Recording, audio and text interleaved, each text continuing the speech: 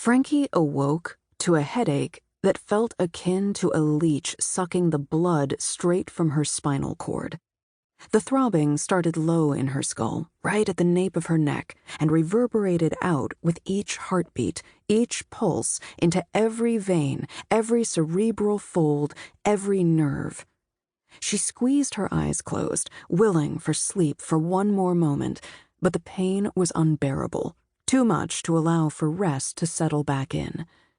This, certainly, was one of 100 hangovers she had endured, and yet this one felt different. Harrowing. She allowed her eyes to flutter open and found herself staring at a white wall. To be sure, this was not the first wall she had woken in close proximity to, but certainly she knew immediately that it wasn't her own. She'd painted one of her bedroom walls a vibrant purple last year, and though all her friends in LA thought it was a little much, Frankie had yet to grow weary of it, unlike so many other things in her life.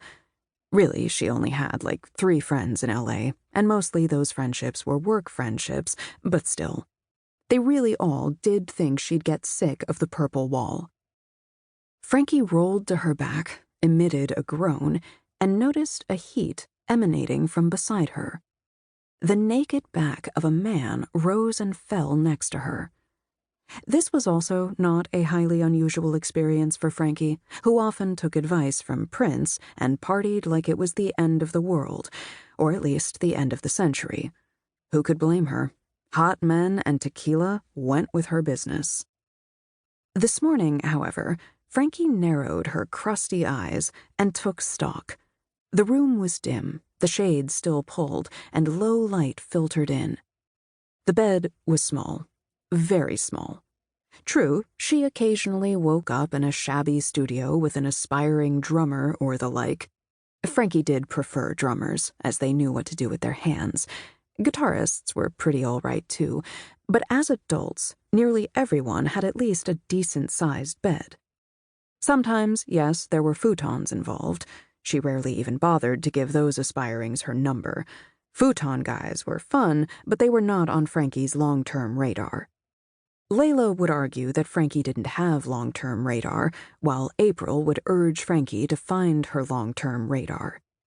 "It's very fulfilling once you do," she'd once said, while Frankie made groaning noises over the phone that she hoped April could interpret 3,000 miles away.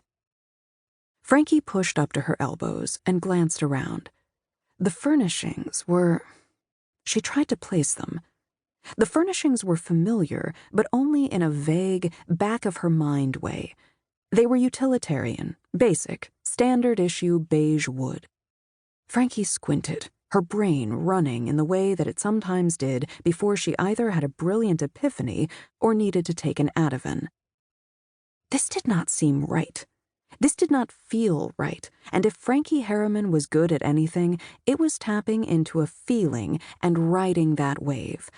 That's how she discovered Night Vixen in a dank club off Sunset and brought them from bickering post-high school naifs to the A-lister girl band who currently had the #2 record and 5 singles on the charts.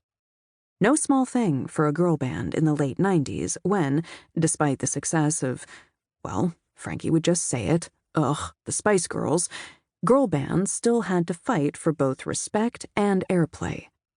It was how she'd navigated the boys' club of her industry and landed on Hollywood Reporter's 30 Under 30 at 28, by tapping into feelings about up-and-comers and massaging egos and wiping tears and sending ridiculously large bottles of champagne to front doors when a single got its first spin on 102.7 KISS FM.